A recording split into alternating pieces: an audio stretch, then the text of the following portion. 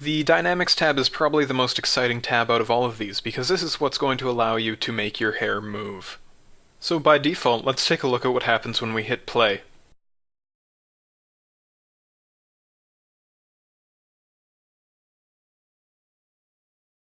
So the hairs just kind of flop down, and not a lot actually happens between the hairs themselves, or even between the hairs and the object they're attached to.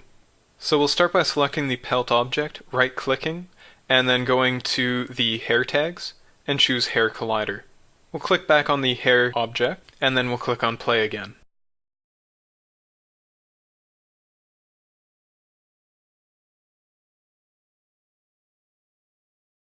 So our first row of checkboxes here, Enable, is going to turn dynamics on or off. So with Enable unchecked, we have totally solid hairs. If we check it again, you'll see the hairs will fall into place. Next we have collisions. So this is going to be telling the hairs if they can collide with something or not.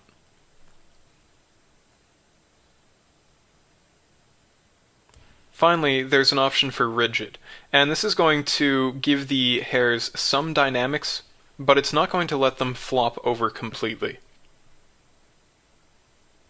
Next we have a properties dropdown, and in here you're going to be able to define the dynamic properties of the hairs. Now, when I say of the hairs, that should also be taken with a grain of salt, because for the most part, and for most of your simulations, you're going to be actually simulating the dynamics of the guides. You do have the option of actually calculating the dynamics for each individual hair, but that's going to be really slow when you're doing something with 120,000 hairs. So generally, when you are doing the simulation, you do it with the guides, it's a fairly low number, and the simulation goes by fairly quickly. So let's look at the surf rad, which is surface radius.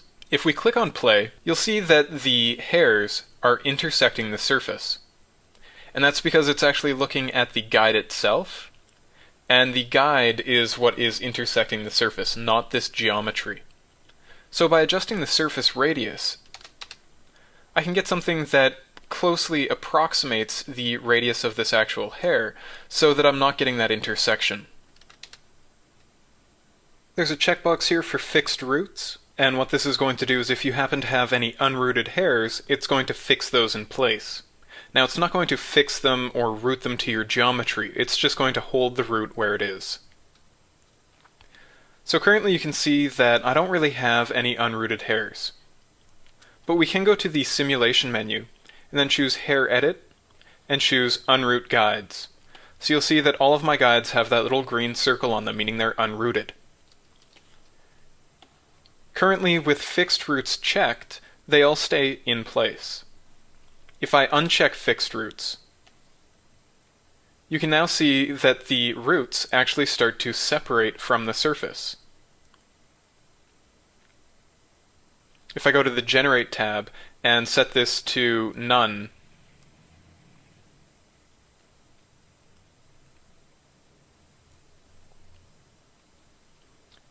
and set this to Spline, you can see better how the separation is actually occurring.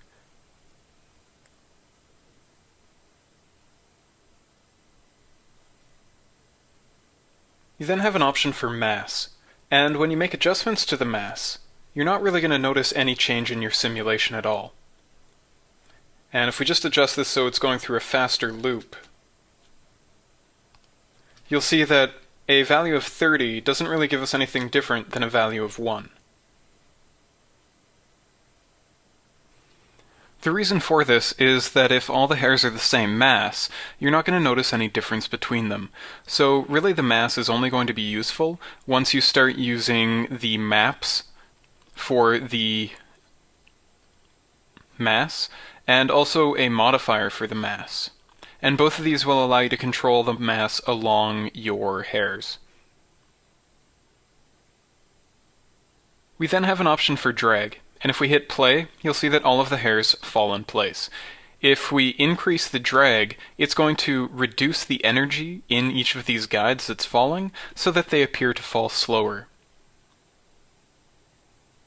Now, if you do have the drag set to 0%, your guides are never going to lose energy, so they're always going to be flopping around. So it's always a good idea to have a little bit of drag. Okay, so I've gone ahead and switched it back to the guide line display, and we're just going to take a look at the hold roots option. So let's zoom right in so that we can see a hair and a root pretty good. So this one right here. You'll see that the first segment of the hair more or less stays rigid. And this first segment that we're seeing is the root. So what hold roots is telling us is that this first segment is going to try to match its original position and blend about 20% of the dynamics into that. Now if we set this to 0, you'll see that the guide hair is allowed to fall completely flat, so it doesn't hold that first segment at all. If we set it to 100%, you can see that the first segment doesn't move at all and maintains its original shape.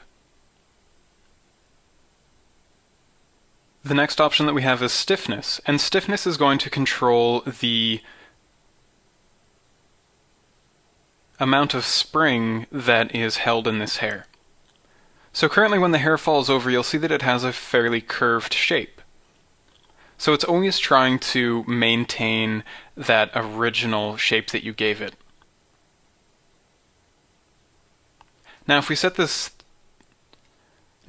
stiffness down to 0%, you'll see that the hair flops right over and it does not maintain a curve at all. Another place where this is really apparent is on the edges.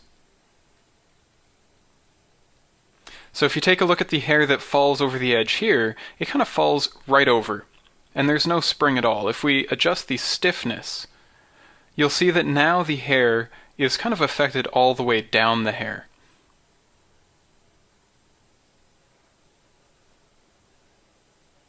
So this can really change the way the hair is shaped when it's colliding with objects.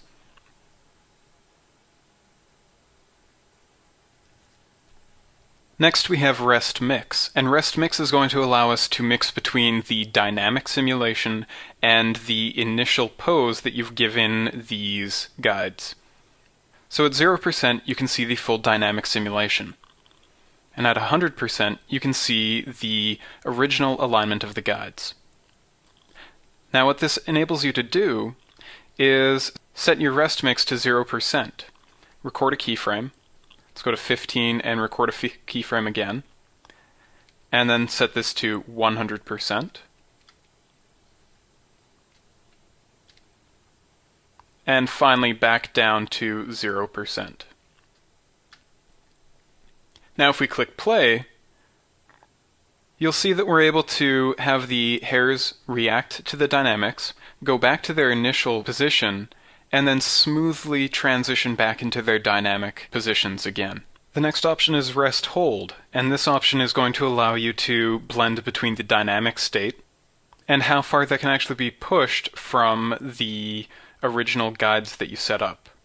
So as you increase the rest hold, you'll see that you're slowly going to maintain more of the original shape.